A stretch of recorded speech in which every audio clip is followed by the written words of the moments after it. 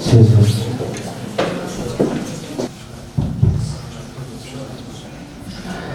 Yeşilyurt Belediye Başkanımız, Yeşilyurt İlçe Milli Eğitim Müdürümüz. Yeşilyurt ilçemizde özellikle lise kademesinde öğrencilerimizin sınav sürecine katkıda bulunmak amacıyla kıymetli başkanımız ve ekibi kaynak desteğinde bulunuyorlar.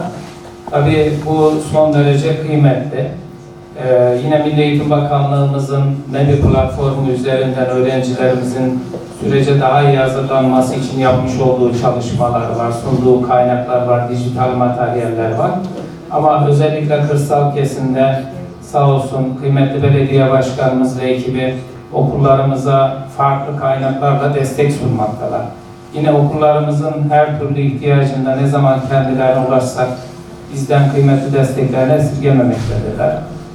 Bundan dolayı ben kıymetli başkanımızı ve ekibine teşekkür ediyorum. Hepinize saygılar sunuyorum. Tabii ki bizler de bu dönemden geçtik. Bu eğitim dönemlerinde siz de oturduğunuz sıralarda, sınıflarda bizler de oturduk.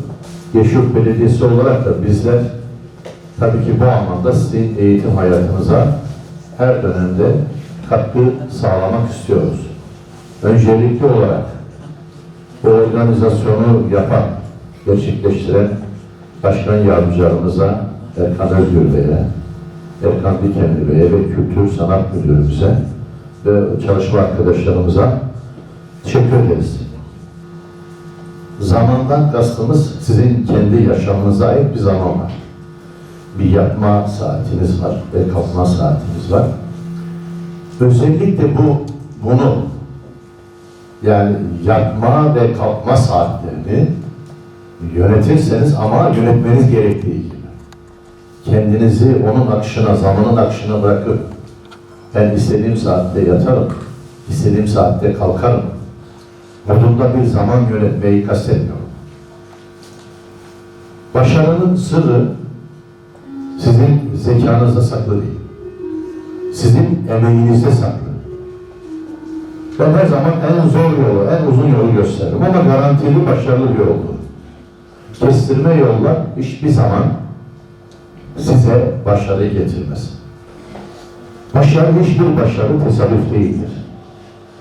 Büyük emek gerektirir. Bu siyasette de böyledir, bilimde de böyledir, eğitim hayatında da böyledir.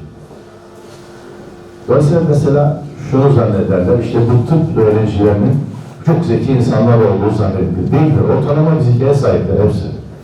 Çok zeki olmak zaten avantaj değil. Ben mesela Cerrahpaşa Tıp Fakültesi'de okudum. Türkiye'nin ilk 10'uyla, ilk 20'siyle beraber aynı sınıfta. Ama onlar sene kaybettiler yerine göre bak. Bakın o garantiyi getirmiyor. Lise birincileri vardı bizim zamanımızda. Böyle sınırdan puanla gelmişler. Biz daha yüksek puanlarla gitmişiz. Onlar lise birinciliği kontenjanından ek puan alarak gelmişler. Onlar hepimizden başarılıydı. Niye? Çünkü onların düzenli ders çalışma alışkanlığı var. Biz de bugün bu başarıya bir katkı olsun diye Erkan Özgür Başkan Yardımcımızın çabalarıyla tedarik edilen, daha sonra da Kültür Sanat Müdürlüğümüz Muaz Bey ve yine ilgili Başkan Yardımcımız Erkan Dikenli. Erkan Dikenli'de evet, tarafından organize edilen, sizinle buluşturulan bu kaynakları sizin başarınıza bir destek olsun diye bugün burada bu töreni yaptık. Ben hepinize öncelikli olarak tabii ki sağlık. Sağlık olmadan hiçbir şey olmaz. Sağlık, başarı ve mutluluk diliyorum. Hepinize teşekkür ederim. Beni sabırla dinlediğiniz için.